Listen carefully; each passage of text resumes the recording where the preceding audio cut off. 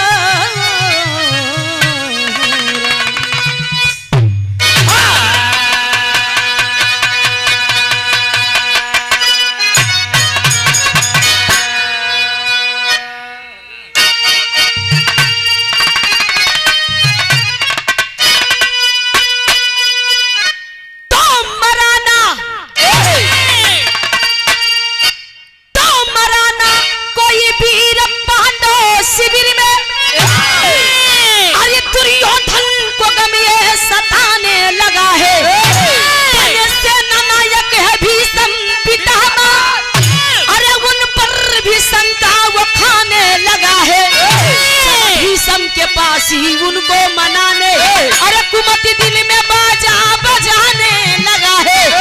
पहुंचा शिविर में पितामह के जब है झुका सर कुंवर जी सुनाने लगा।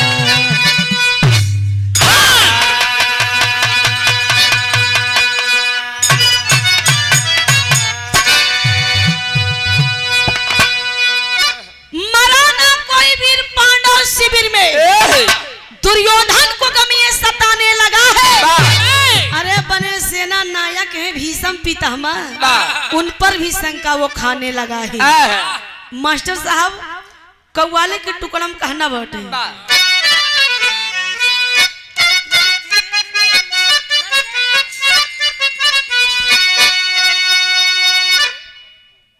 लड़के हैं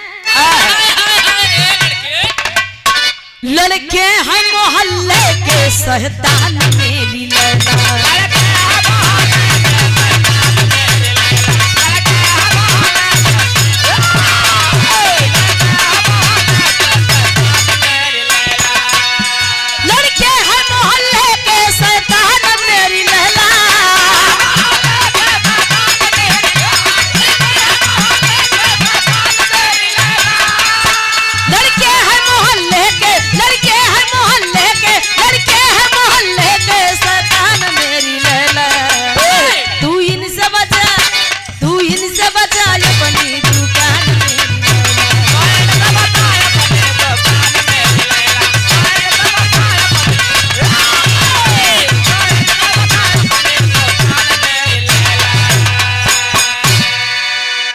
लेकिन इसी भाव में कहना है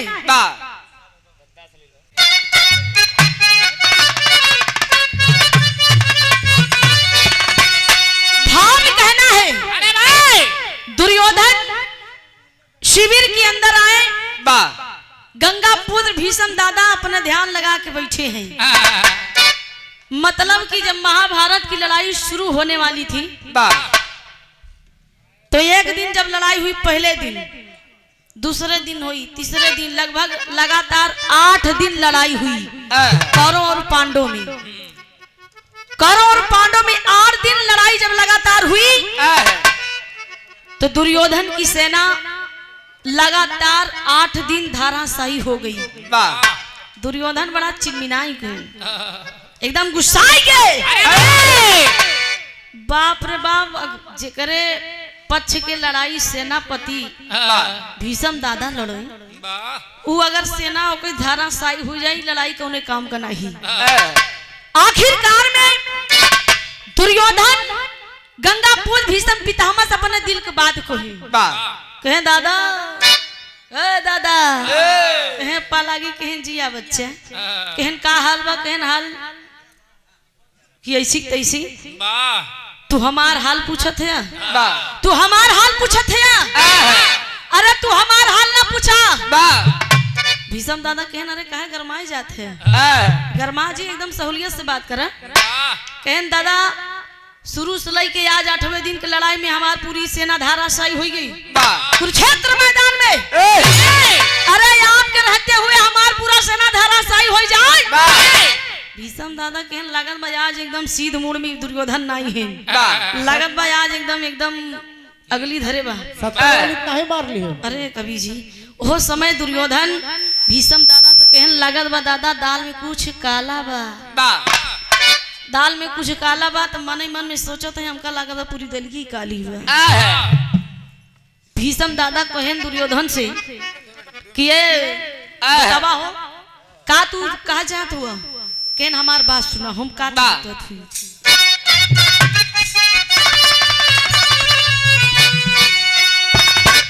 यदि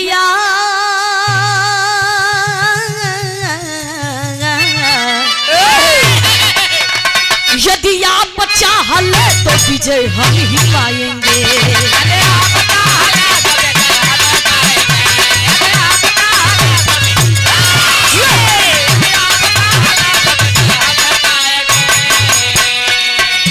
यदि आप चाहल तो हम ही पाएंगे,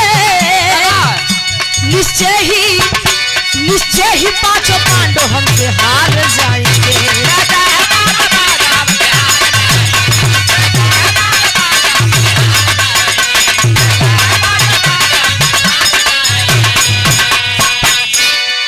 दुर्योधन भीषम दादा से कहे कि यदि आप चाह ले तो विजय हम ही पाएंगे और निश्चय ही पांचों पांडव हमसे हार जाएंगे। भीषम दादा कहें अच्छा तोहरे दिल में ये बात है कि अगर मैं चाह लूं तो पांचों पांडवों को मैं मार दूं और पूरा राजपाट का मालिक तुम बन जाओ। कहे हाँ दादा। कहें अगर हमारी बात ना मन मत हम जान जाए कि हमारे तरफ से लड़ाई तू न लड़त हुआ, पांडव की तरफ से लड़ाई लड़ रहे हो। भीषम दादा बड़ा सोचिन विचारन कहें अगर दुर्योधन की बात हम ना मानब, दुर्योधन की बात हम ना मानब तो हम कलंकित हो जाएंगे, हम कलंकित हो जाऊंगा।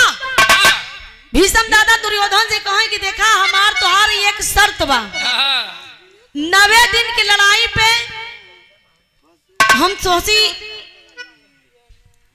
वचन देते ही, हम तोके वचन देते ही शर्त तो लगा रहा हूं कि 90 दिन की लड़ाई में, कल की लड़ाई में पांचों पांडव मारे जाएंगे और पूरा राजपाट का मालिक मैं तुम्हें बना दूंगा।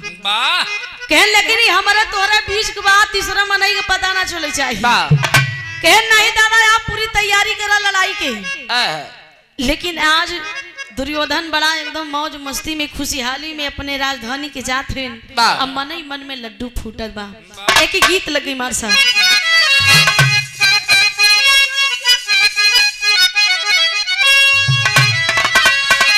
कोनो लड़का की नई नई शादी भई, लड़का की नई नई शादी भई, लड़कियां बड़ा पढ़ा लिखा एकदम ईमानदार, दुल्हन बड़ी सुंदर रही लेकिन बेचारी पढ़ी लिखी नहीं रही। दुल्हा जब समझ गया कि अरे हमार दुल्हन बड़ी सुंदर बा लेकिन पढ़ी लिखी नहीं बा, दुल्हा बड़ा दुख बा। कहा अब 7 फेरा हम ली है तो हम मान ला हमारे साथे घटना हो गई, लेकिन हम अपने दोस्तन मतलब संगी साथी के घटना ना हो देव साथी भाई दुल्हा अपने दोस्तन के सलाह देत बा। कहा है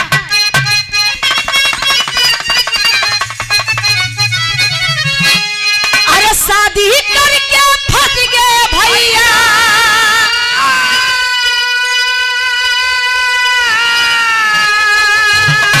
अरे शादी करके फंस गए भैया, अरे फंसी भंवर में गाड़ी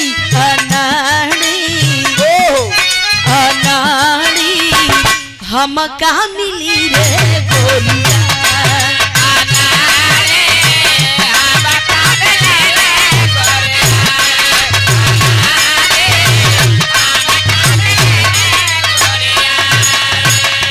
लेकिन इसी भाव में कहना है विरह में गौर करिए, दुर्योधन के मन में लड्डू फूटत बा। ऐसे रास्ता के चला जाते हैं कि जे रास्ता में मिले कहीं ये दादा, ये भैया, ये चच्चा, भीषम दादा पढ़ की है कल के लड़ाई में पांचों पांडव मारे जाएंगे, मैं राजपाट का मालिक बन जाऊंगा। अब जे सुनत बा कहीं अरे बाप रे भीषम दादा गंगापूत इतनी बड़ा योजना बनाए हैं, तो मन में लड्डू फूटत बा। कहना बा कैसे मन ही मन में लड्डू फूटे,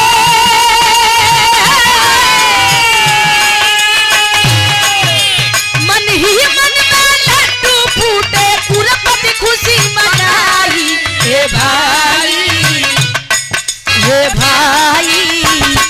कल हम जीतबै लड़ाई रे भाई।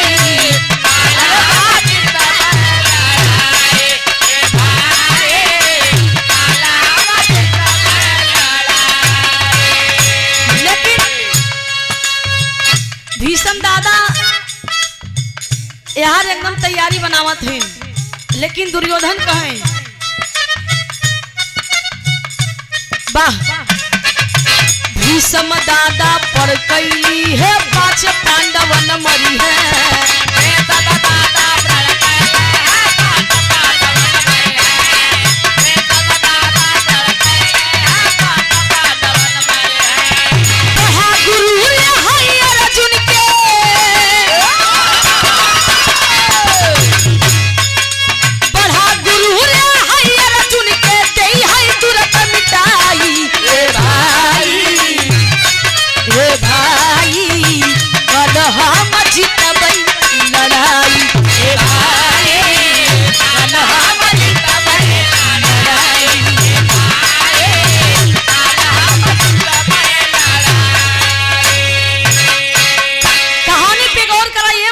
उसी समय शोर मचाते मचाते जा रहे हैं। जब द्रौपदी के महल के सामने पहुंचे तो द्रौपदी अपने 2 तल्ला महल पे सिंदूर मतलब डिबिया कुल श्रृंगार की है बा, 16 श्रृंगार की है बा, और सिंदूर के डिब्बी जैसे खोल के इमांगी में लगावे चाहे वैसे खट से दुर्योधन को बतिया सुनगी कि कल के लड़ाई में मेरे 5 पति मारे जाएंगे। तो द्रौपदी सोचे कि आज हम सिंदूर लगावत ही, कल हमार 5 पति मारा जी है, तो आज हम सुहागन कल मैं अभागन हो जाऊंगी, ये मैं होने नहीं दूंगी, कतई नहीं होने दूंगी। अरे भाई द्रौपदी आंख में आंसू लेके कन्हैया भगवान के दरवाजे पे जाती है और अपने भाई से दिल की पुकार कहती है। तेरी के भाव में कहना बा क्वेश्चन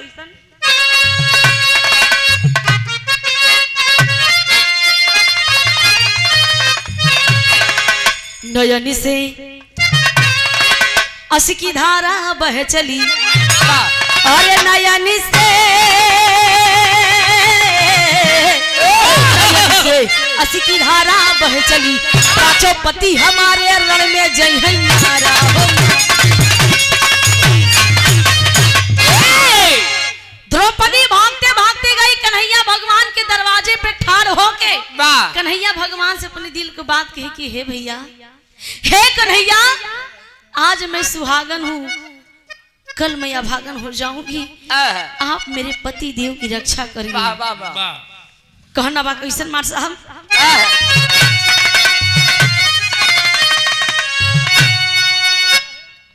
ये कहे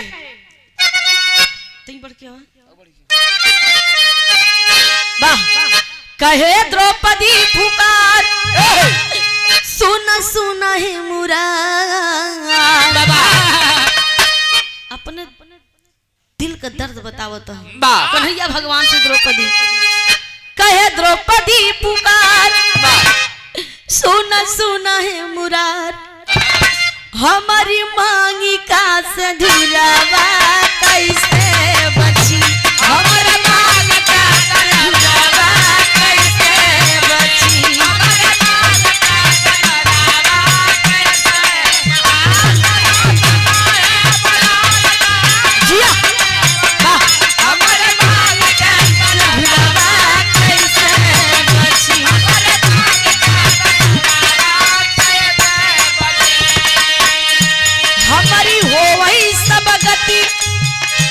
कन्हैया देखा रुक्मणी के पति हमारी होवई सब गति, देखा रुक्मणी के पति आज सरहु सिंगरवा कैसे रची।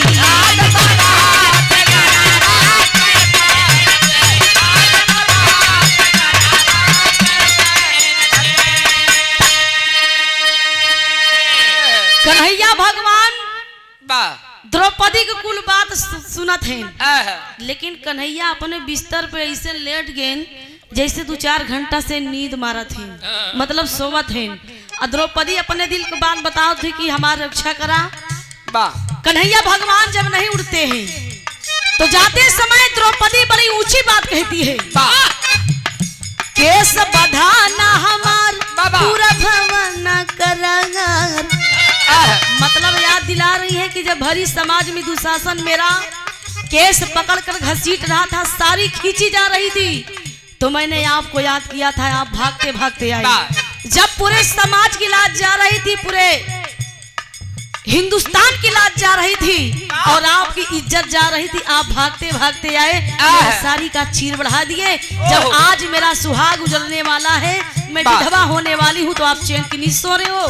मेरे साथ अन्याय हो रहा है, न्याय नहीं अन्याय हो रहा है। वही जाते समय है बात कहे, केस बधाना हमार पूरा भवन करार। भीम कुरपति झगड़ावा कैसे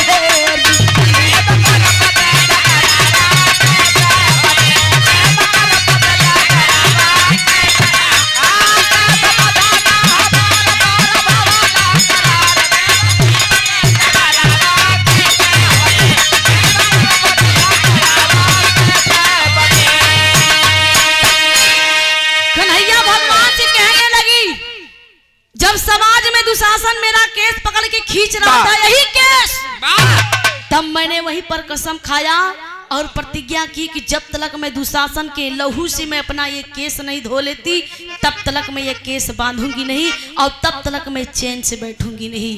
अगर आप मेरी पुकार नहीं सुनेंगे तो मैं अपने पति के मरने से पहले मैं राख हो जाऊंगी, जलकर सती हो जाऊंगी, लेकिन मैं अपने सामने अपने पति को मरते हुए नहीं देख पाऊंगी।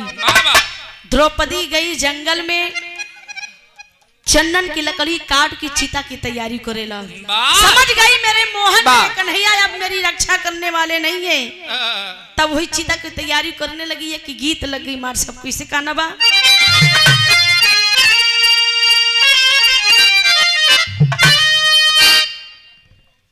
यह गीत स्वर्गीय जनाब हैदर अली गुरु जी गाया करते हैं। कैसे तनी बढ़ के सजावा पहाड़ की बेला,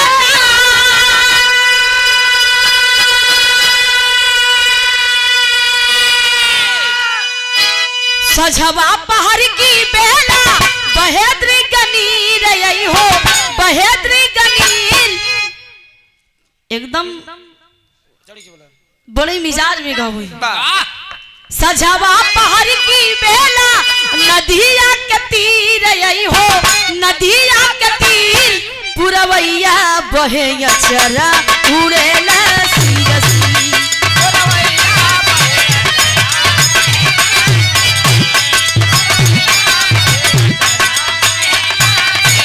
लेकिन इसी भाव में कहना है, द्रौपदी एकदम चंदन की लकड़ी काट के चिता की तैयारी करके 7 परिक्रमा करके चिता पे आग लगा के बैठ गई। और जब बैठ गई होता क्या है, चितावा सजवली रानी,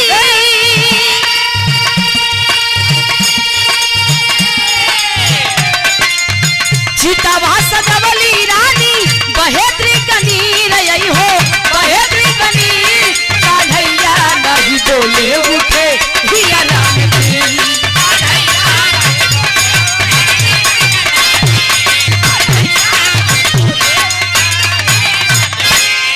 कन्हैया नहीं बोले उठे हियरा में पीर। कन्हैया भगवान जब नहीं उठे तो 7 परिक्रमा करके चिता पे आग लगा के द्रौपदी बैठ जाती है। अब तब कन्हैया भगवान समझ गए कि अब द्रौपदी बचने वाली नहीं है। तब कन्हैया भगवान आके द्रौपदी की कहलन कि द्रौपदी मैं आपके भक्ति के आगे मजबूर हो गया। आखिर भीष्म पितामह मेरा भक्त है, अगर वो प्रतिज्ञा किया है तो उसके भक्ति में मैं कटुता विघन नहीं डालूंगा। एक गीत लग गई, कन्हैया भगवान अपन मजबूरी बतावे लगे।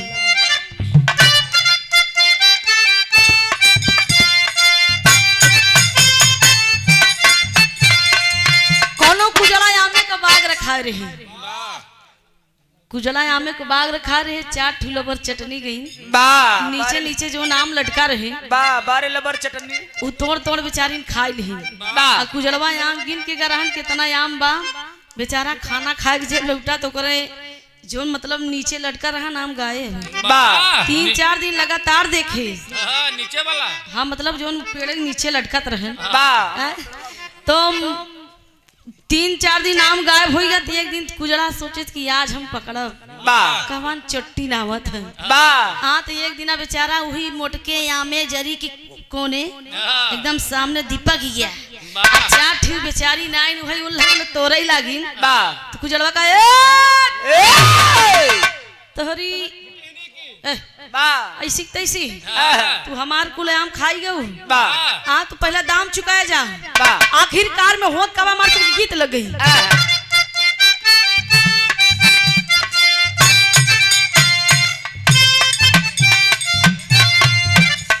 खाही गैलू लंगड़ा आम बा अरे खाही गैलू लंगड़ा खाही गैलू लंगड़ा आम दाम कहिया ले देबू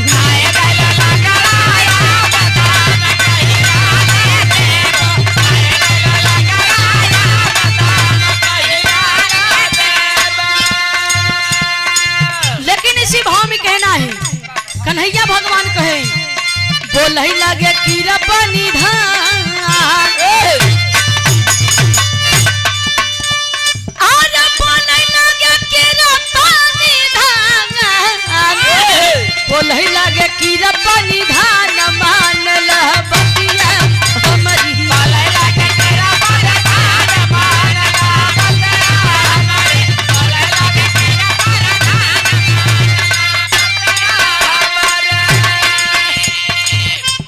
कन्हैया भगवान द्रौपदी से कहा कि हमारी मजबूरी जाना लेकिन हम तोहरे भक्ति के आगे मजबूर रही हम तोहके एक राह बता सकी थी। द्रौपदी कहा कि कवन राह कहे ने समय भोरारी का बेला बा अब भीषम दादा अपने ध्यान में बैठा है मौके का फायदा उठाए लन बा तो एक बात कहूं कहिले प्रतिज्ञा भंग कैसे हम तोड़ी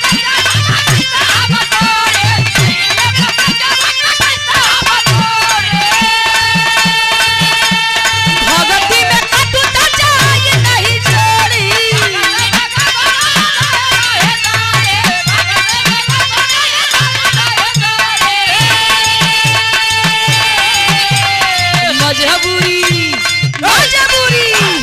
मजबूरी हमारे लजान मान लह बतिया हमरी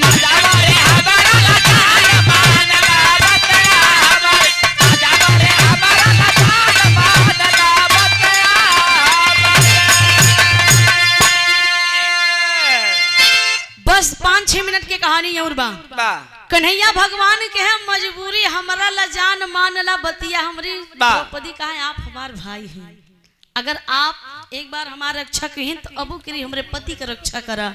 आखिरकार में कन्हैया भगवान द्रौपदी कहा कि यह समय भोरारी के बेला में शिविर के अंदर भीषम दादा अपने ध्यान में मस्त हैं और एक मौके का फायदा आप उठा ला। बा कन्हैया भगवान कहलन कि चला द्रौपदी बीता भी घूंघट काढ़ी ला बा तोहार चेहरा ना दिखाई चाहिए ना आवाज सुनाई चाहिए और घूंघट काढ़ने के बाद और शिविर के अंदर घुस जाऊ हम दुआरे पे खड़ा हुई बा जब कमरा के अंदर जब जाबू तो दादा आंखी मुने एकदम एकदम जाप ताप करत है बा हाँ एकदम मस्त है और तू जाए के मुहे से बोलू जी अपन ही कंगनवा खनका दिए बा आभूषण जब खनकाई देबू तो ओकरे आगे कहा चमकदार हो द्रौपदी कहा अपने पति के लिए अपन जान दे दिए आप जैसे कहीं हम वैसे करो क्योंकि गीत लगे मार सब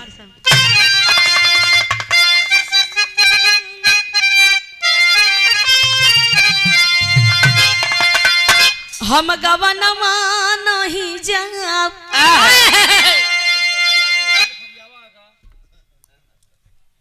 कोनो दुल्हन की दुल्हा आना ही है बा दुल्हा बेचारा बियाह करे से लेकिन गवना नहीं लिया रही बेचारा अपने माई 2-4 पैसा ले है अपन का कहे जाते है अपने बा दुल्हन के बुलावे हाँ दुल्हा गवा बेचारा बढ़िया से सास सढ़ुआन एकदम प्रसन्न हो के कहे हमार दामाद आई है बा अब दामादे बढ़िया खातरी व्यवहार करे न कहन अम्मा कहन हाँ भैया कहन बस विदा करा कहन अच्छा वाह तब ले वह दुल्हनिया कहे का कहे हम गवनमा नहीं जा हम गवनमा नहीं जा नई नई प्रीत लगल यही रनवा हम गवनमा नहीं जा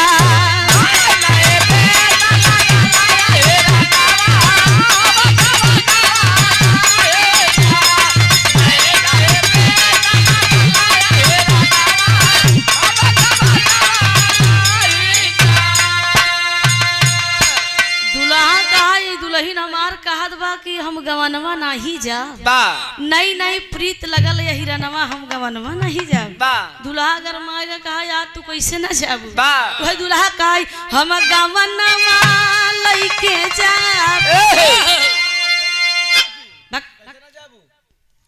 बहुत मार खा गए हम गवनवा लइके जा हम गवनवा लइके जा चाहे टूट पड़ई यही रनवा हम गवनवा लइके जा चाहे टूट पड़ई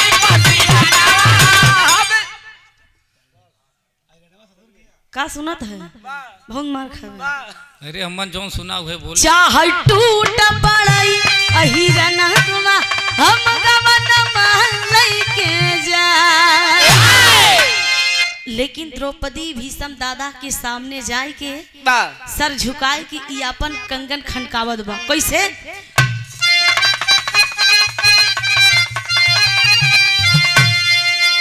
सर झुकाई दिहली ना सर झुकाई दिहली ना दादा भीष्म के हो समनावा सर झुकाई दिहली ना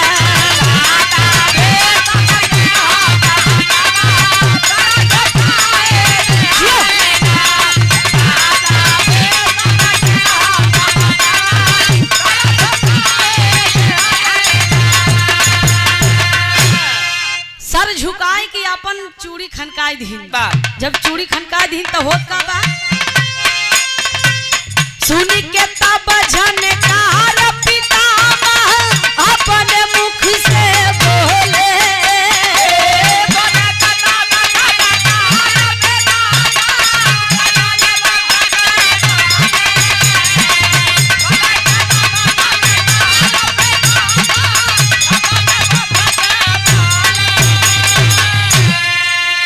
सुन के तब झनकार पितामह अरे अपने मुख से बोले सौभाग्यवती रहो तुम तब नैना को खोले है बहाई दिहलिया है बहाई दिहलिया नैना नीरा से होलनियावा तब बहाई दिहलिया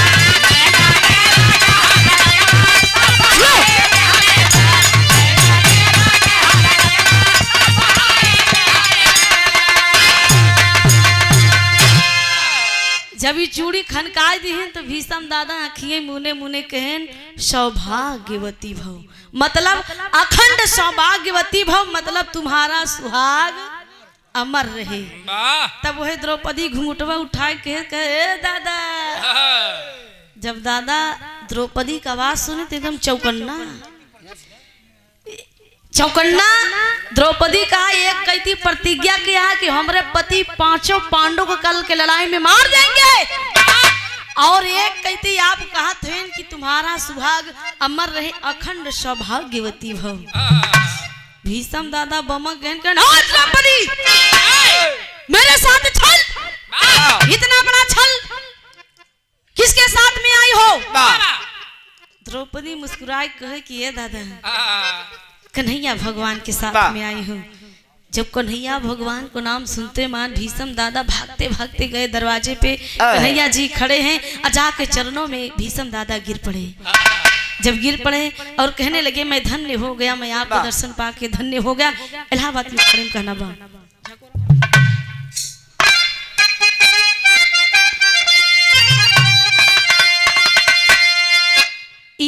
को लटका है। केह लटका है। हाँ अरे झकोरा मारई झूलनी, अरे झकोरा मारई झूलनी, साड़ी लहराई हो झकोरा मारई झूलनी, साड़ी लहराई हो झकोरा मारई झूलनी, साड़ी लहराई हो झकोरा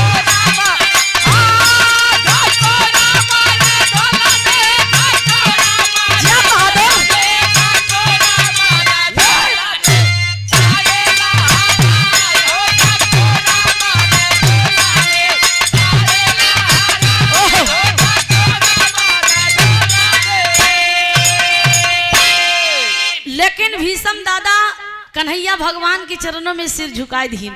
अरे झुकौले भी सम दादा, अरे झुकौले भी सम दादा, चरनियै मसीसा झुकौले भी सम दादा।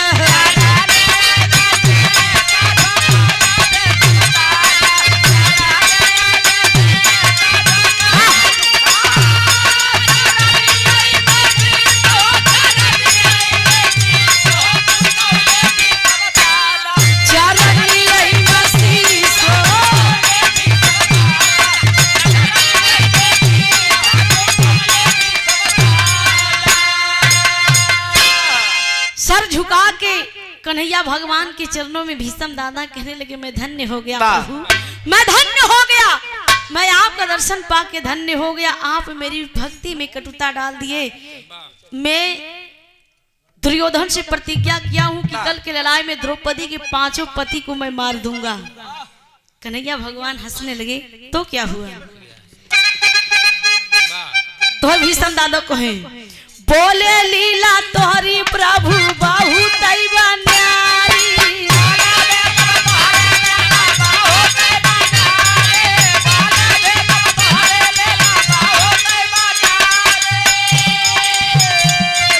हमारी प्रतिज्ञा तोड़ा वाया है मुरारी।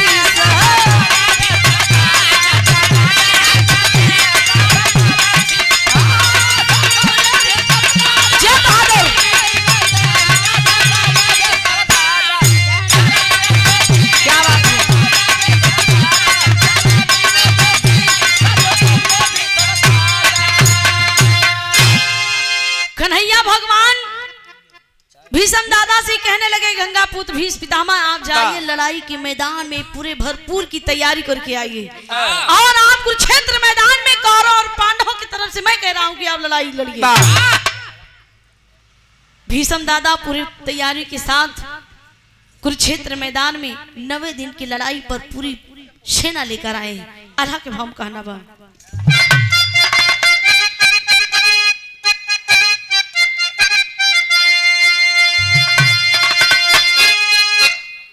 नाम दीन महाभारत जाबा छीड़ गईले भैया,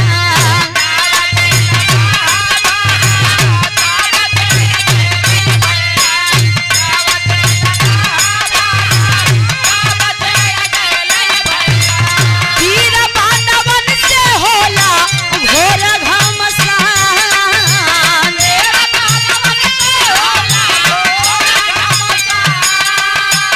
अरब खराब बाण मारे बालवनवा भैया,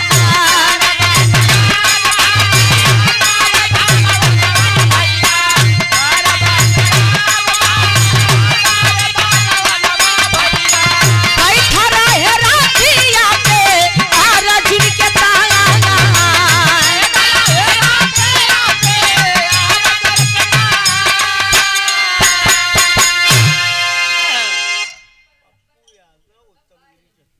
पप्पू यादव उत्तम गिरी चकिया की धरती से 51 पीढ़ी की सम्मान की बहुत बहुत प्रणाम। कुरुक्षेत्र मैदान में जब कौरव और पांडव से लड़ाई होने लगी तो उस समय गंगा पुत्र भीष्म दादा बाण तान के अर्जुन की निशाना बनाए होवन, अर्जुन की निशाना बनाए होवन है भैया। बाणों की बौछार जब चलने लगी, सूरजपाल अध्यक्ष आप एक और पे देखिए सम्मान के बहुत बहुत प्रणाम। भीष्म दादा इतना बाण मारी, इतना बाण मारे कि अर्जुन के जवान रथ सजा रहन उनका छतली तुली एकदम झंडू बाम हुई है, एकदम मुड़ी गई। हाँ, इतना बाण मारे कि ये भैया एक बाण जाके लगा कन्हैया भगवान की,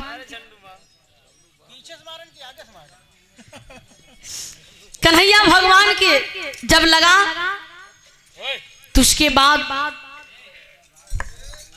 कन्हैया भगवान जो पीतांबर ओढ़े थे, जो पीतांबर ओढ़े थे वो लहू से डूब गया। कन्हैया भगवान तब क्रोध में आके वही रथ का पहिया लेके दौड़ पड़े। अहिरे कमर दौड़ पड़े जा। तो वो जब रथ का पहिया कानी और फंसाए तो वो एकदम सुदर्शन चक्र लग रहा था। दौड़ पड़े तब वही धनुष बाण रख के कन्हैया भगवान के आगे हाथ जोड़ के भीष्म दादा कहने लगे त्राहिमाम त्राहिमाम, मैं हार गया और आप जीत गए, और आपसे बढ़ के इस दुनिया में कोई नहीं, आपकी लीला परंपार है।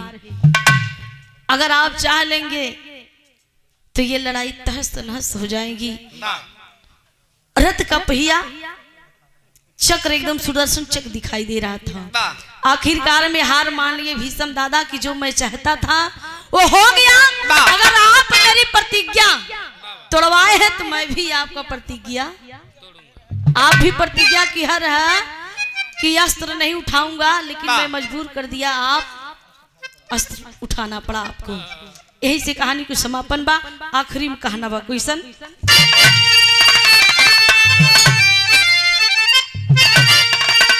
कथनी करनी एक बराबर सदा निभाए भीष्म जी, कथनी करनी एक बराबर सदा निभाए भीष्म जी, मतलब जो भीष्म कहते थे वो करते थे। कथनी करनी एक बराबर सदा निभाए भीष्म जी, इच्छा मृत्यु के वरदानवा के पाए भीष्म जी, इच्छा मृत्यु के वरदानवा के पाए भीष्म जी। मतलब वरदान उनके पिताजी दिए थे राजा शांतनु की, जब तुम्हारा इच्छा कहेगा तब आपकी मृत्यु होगी। जब भीष्म दादा इच्छा उनकी हुई कि अब मैं जीना नहीं चाहता, मैं ऊब गया हूँ, तब वो बाणों की सैया पर लेटे थे। गुरु घराने का परिचय बुधुरम बंधारी कहते धन्य प्रभु की माया, राम सिंह गुरु बच्चा यादव लिखे मादी की छाया।